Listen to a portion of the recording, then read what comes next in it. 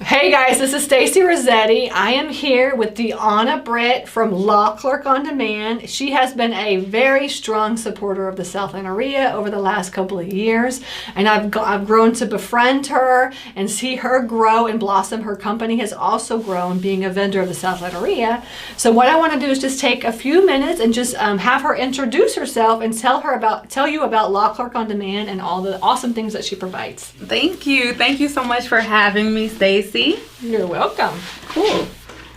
Okay, so tell me about Law Clerk on Demand. Okay, so Law Clerk on Demand was founded in 2015 after I graduated law school. I was just called to entrepreneurship. I honestly have always known that I would be an entrepreneur, even while I was in law school. I did all my internships and everything, but there's always this little voice like, you're going to start your own stuff, like, you know. Mm-hmm. So 2015, honestly, God just gave me this vision for this company that was around legal research and like, what could I do initially for attorneys, like just on-demand legal work for attorneys. I saw the need and wanted to develop a company around that. And actually, a law clerk is someone with a law degree who is providing a service to a judge or to an attorney. Mm-hmm. And so while I was creating that, and I literally just announced it, a family member of mine, my uncle, who's also a member of South Atlanta, he was like, hey, do you know about this probate court?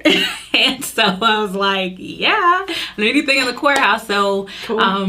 I went to probate court and I just went and figured it out. You know, I met the clerks and I really relied on a class I took in law school called Wills, Estates, and Trust. Mm-hmm. And what do you know? Everything just started, you know, clicking. I was like, wow. And so when I began to review the files, find the properties, it all turned into this list. Now, of course, I had to organize it and everything so that it could be prepared for direct mail and that kind of stuff. Mm-hmm. So created that one list. And then I did it a few more times. And then he said, well, you need to go meet this lady named Stacy down at the Way Down really? South group. That's how it started? That's the true story. Oh, yep. Cool. So he said, go meet this lady named Stacy. So I drove down and that was my first real estate meeting, actually.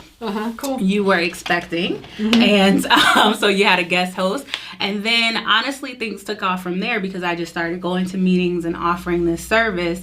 And then we expanded to other lists. That's awesome. Yeah. So even like way before, you've been like this, it wasn't the Southland area, that was the Way Down South, right? Way Down South, because I was going to that meeting. I think I had gone a few times, and then the very next year, I think is when you started. And I went to that very first meeting. Yeah, okay. I remember you saying that, but I can't remember. I think I have like pregnancy brain during that time. You were expecting, so you had a guest host. Okay, that's right. Okay. And so they were like, Stacey's expecting, so I didn't get to meet you at that meeting. I think I officially met you at your next one. Okay. Yeah. Okay, cool. So.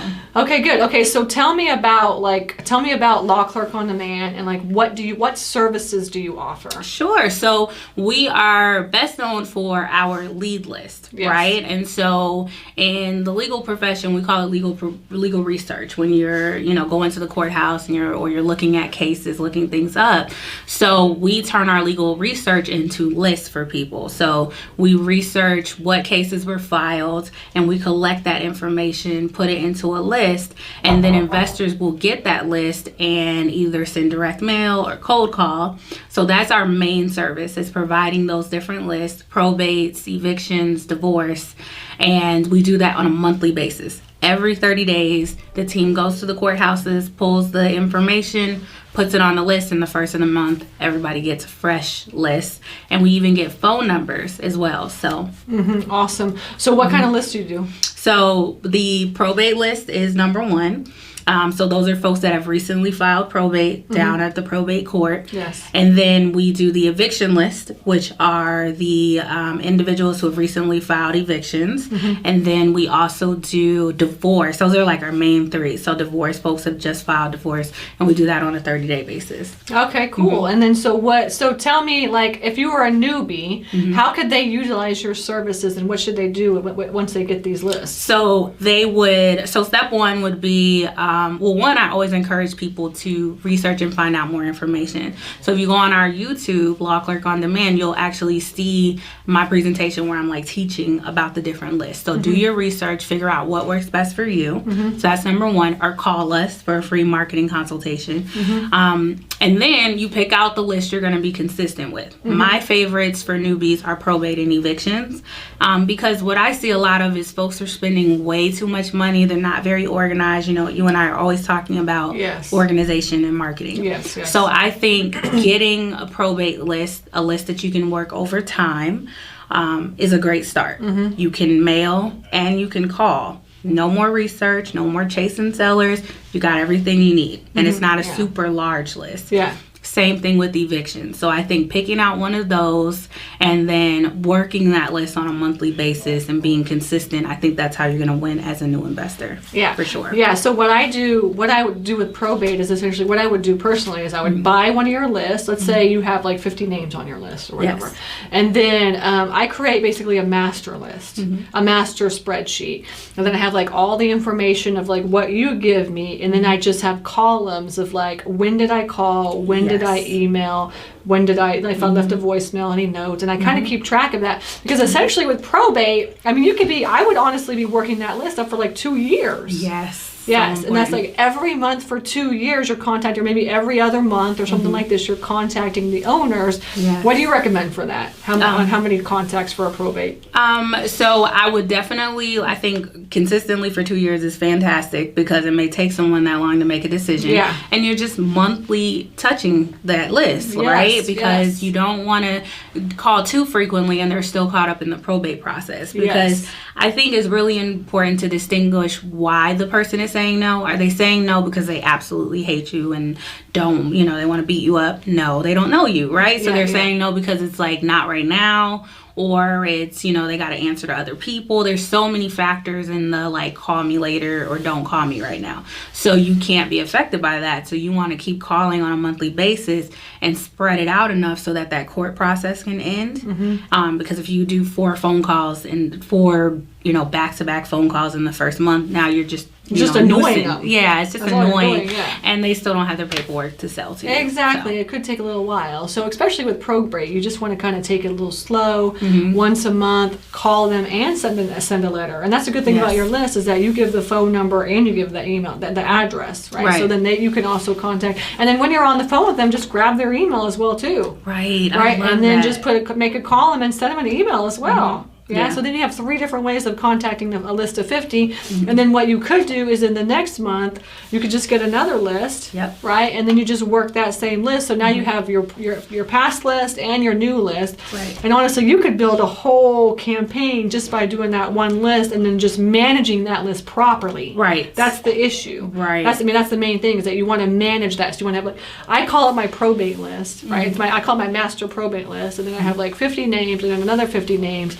And then I have all these different columns of over the course of 2 years, and you can see as you look through each column who I've talked to, who I haven't, and you manage it that way. And I don't think most people are doing that. And I'm so grateful to work with you, and we've had this conversation. How do we slow this down so that when people make the investment of getting a list, that they actually know that they've exhausted everything? And most of us have not, and we've surveyed our customers, we've talked to people, and I think a lot of people just don't know that. They don't know how to do it. And I love that you teach people that, this is what a marketing campaign looks like. This is what your marketing budget should be. This is how we break things down. That's so important, because I personally, I feel rewarded when I hear that our customers are getting deals. Or at least they're getting in touch with the seller, right? Because there's so many people that are spending money in marketing and they still haven't heard anything. Their phone's still not ringing, So it's like, no, you call the seller, right? Because you've got an accurate phone number.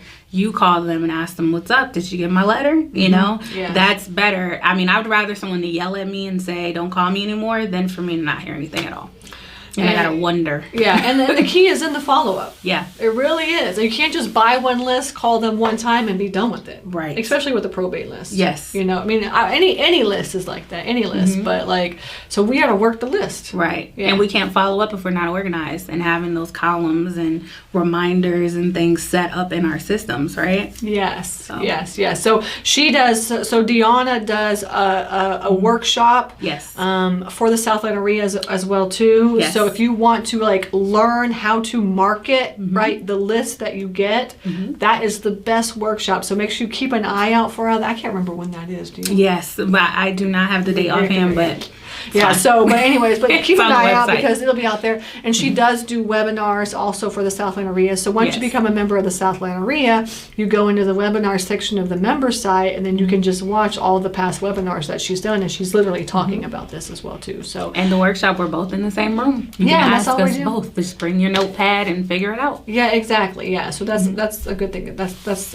great about you because you are willing to teach and help people For as sure. well. Yes. Awesome, cool. Well, I love it, and I think that kind of that's a good stopping point. What do you think? Yeah, absolutely. So, so if you guys have any questions related to marketing, relating to list or legal stuff, I'm on Instagram, Law Clerk on Demand, Instagram and Facebook under Law Clerk on Demand, or you can visit our website, which is lawclerkondemand.com. Okay, good. All right. So, and then you can also find her on the vendor directory of Yes. the Southland area. Absolutely. All right, good. Well, thank you very much. Thank you for having me. Thank you.